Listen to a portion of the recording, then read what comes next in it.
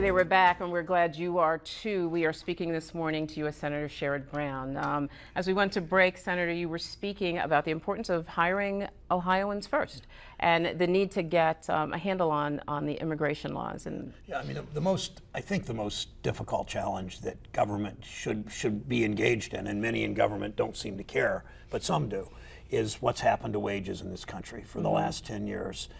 Partly the decline of manufacturing, partly what Wall Street has done, the havoc they've wreaked on our society, partly the decline of trade unions. We've seen wages for the large majority of Americans flat, slightly up, slightly down, mostly flat.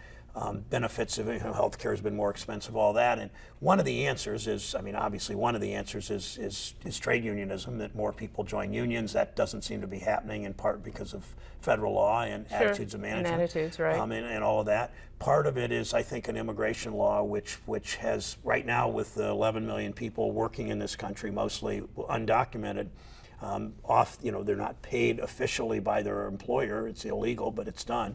They're pulling wages down because employers are looking for somebody they can pay $6 an hour to, rather than and not pay into Medicare, Social Security, and local taxes, and all of that. So once we get them on the path to citizenship, they've got to pay a penalty to get to be citizens, but it is going to mean more people are paid better wages, including those, especially those who are living here today as Americans, as citizens. You know, this is a really tough conversation to have. It always sort of morphs into a conversation with racial overtones as opposed to one about purely economics. And the way that you're presenting it ties it to the issues of economics pretty squarely. But having said that, how do you craft a plan that doesn't discriminate against these folks and moves them onto a path of citizenship? What's that plan look like? The legislation I'll give you an observation of it. A conservative economist who generally would not agree with at least my politics has said that this immigration law will add $2.7 trillion to the economy over the next 10 years, because it will mean that there's stiffer penalties for employers to hire people that are undocumented. There's something called E-Verify that will help us do that. That will mean that those immigrants then will pay into Social Security, will pay into Medicare, will pay income taxes, whatever, as they get on the path to citizenship over 10 years, they will earn those benefits, but they will be contributing to the economy. At the same time, those Americans who are already living under the law will be able to compete for those jobs in a way that will be legal, and that will help those Americans in being paid What's more. the real opportunity for success of that kind of approach, however, when so many undocumented folks are terrified of being deported? Well, they're terrified, and of course they're terrified of being deported. But once there's a path to citizenship and they become legal that way, they come out of the shadows. Employers will be much less likely to hire undocumented workers, and undocumented workers can come out and say, okay, I want to be on the path to citizenship. And it takes them a number of years. They pay a pretty heavy penalty to get there, but they get there, and there is incentive to do that and not work sort of under the table as they have now. So the plan would encourage the plan would encourage people to come forward. On both ends. It encourages people to come forward who are here undocumented. They'll pay for it, but they won't be deported, and they'll be legal now, and they won't live in the shadows. It encourages the employer through more severe penalties and a better kind of better examination of them. It pays employer. It will give employers incentive to quit hiring. I mean, more penalties to stop hiring them when they're illegal, when they're undocumented. So it really works on both ends that way. Let me ask you a question about foreclosures. I know that you have an initiative designed to deal with the number of abandoned and vacant houses in communities. And I agree with something I read that you said, which was this downturn in the economy is in large part due to the predatory lending practices that have been uncovered in the last decade.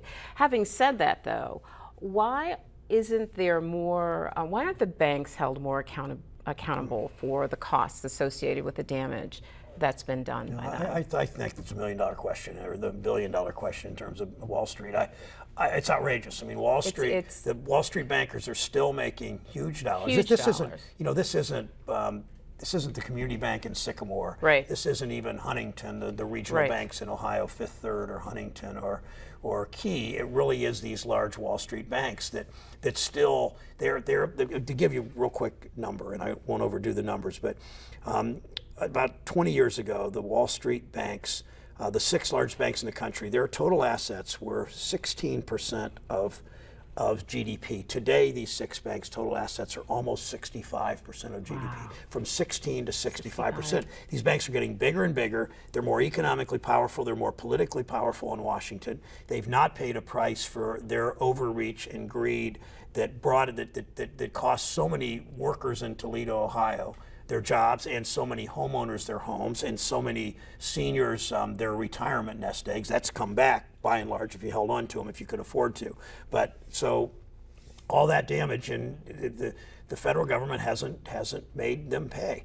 And I'm not looking for retribution. I'm looking for justice. But there needs to be some And, accountability there here. needs Come to be on. accountability. What they've done with The damage has been devastating. The wealth loss has been into the trillions. Amazing. That's right. They've done these robo-signing. There were all these incentives that the banks built in to get people to sign up for adjustable rate mortgages and to churn these mortgages over and over because of the fees collected. And then Wall Street took these mortgages after a local bank sells them to Wall Street. They did something, they collect these into securities called collateralized debt obligations, and these CDOs and CDSs and others that they made a lot of money on, and people betting for and against them. There was a lot of the gain of Wall Street in many ways was the loss of Main Street. And the damage, and I'm not looking necessarily for people to go to jail. I'm looking, one, for contrition from them, some apology of some sort, but second, on different policies, so we don't continue to see these big banks get bigger, and people never have been able to refinance. Too many people can't refinance. So many people can't refinance their homes. They just don't get a chance to get back in, to stay in their homes, and the devastation that does to the neighborhood. If my house foreclosed on your next door neighbor, your house goes down in value. That's right. And then Absolutely. across the street they're disclosed, and then eventually you're underwater too. Well, Nothing's fair Shauna about Smith, that. there's a woman named Shauna Smith who is the executive director of the Fair Housing Alliance in D.C., in fact. And she's done a marvelous job of taking these big banks to court, being successful in lawsuits for the way they manage properties in Black and Hispanic and poor neighborhoods versus suburban neighborhoods. And she's done a great job of holding them accountable for some of the behaviors that they do that have an impact on our communities. And I'm just amazed that our government can't do as well as this young woman is doing in holding them accountable for this hugely atrocious action that they've caused, that they've engaged in with this country. Yeah, and I mean the regulators didn't do their jobs, the Congress didn't do its job, and there are a number of steps we should be taking now. I know the president's So trying. are those things happening Well, now? they're Are they starting to, moving but forward they're now? not. They're not. They're still the banks are still taking too much risk. I mean, the banks. Put it this way, and I've never been a banker, but I spend a lot of time talking to them about how we make this better. Smaller community banks, mid-sized banks, and Wall Street too. And they used to be that banking was considered boring. You brought money in, you had savings money, accounts, that's you right. leveraged it. Right. Of course you leveraged it, and you ended up by making loans to the community. Then when banks started engaging in this really risky behavior, taxpayers ended up being on the hook. If the banks want to engage in risky behavior, that's their business within the rules, but don't put taxpayers at risk. My bipartisan legislation to basically say that banks have to have more money, more equity financing, or more collateral before they start engaging in this kind of risky behavior, and taking away the safety net. If a bank goes bad, you have a $50,000 savings account, you get your money back Right. because of something called federal deposit insurance, that's as you know, FDIC. Well, the banks, we should continue that, but not give insurance when they engage in risky behavior. I If they're totally doing agree they're with that. doing boring banking, which is what we did as kids. I worked Right, on a that's farm right. growing up, put $25 in my little savings account every week that I could save.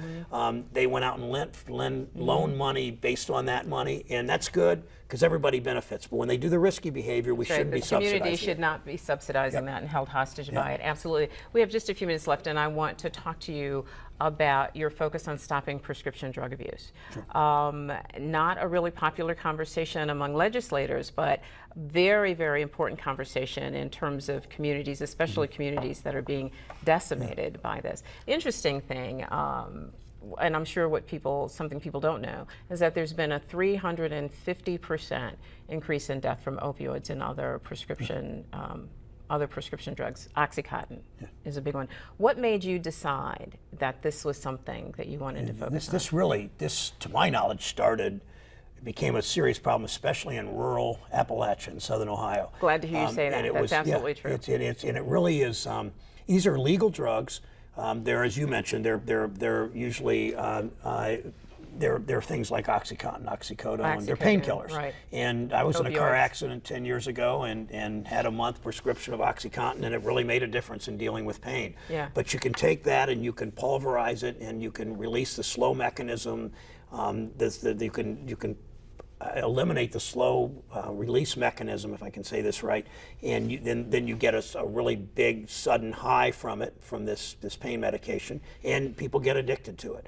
And we've seen doctors, a small number of doctors and pharmacists who have gamed the system, have set up these methadone clinics, if you will, and it's caused serious addiction problems. It's caused death in far too many cases. One of the solutions to this is that if you're on Medicaid, and many of these have been people on Medicaid in rural Ohio, that you can't doctor shop or pharmacy shop. You have one doctor in one pharmacy, because what they've done is doctors have written prescriptions for multiple doses, and they take them to different pharmacies, and the pharmacies don't know what's going on. And in other cases, some pharmacies do, and they'll keep processing them.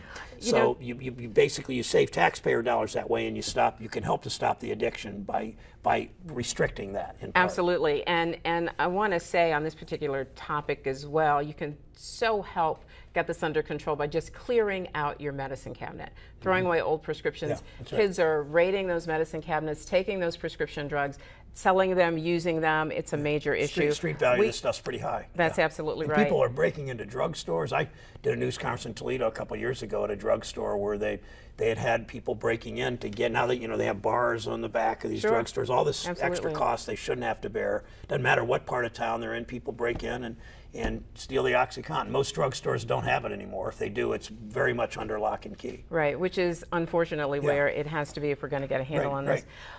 I need you to stay with me. We got to go away for just a second. Sure. All right. We'll be right back.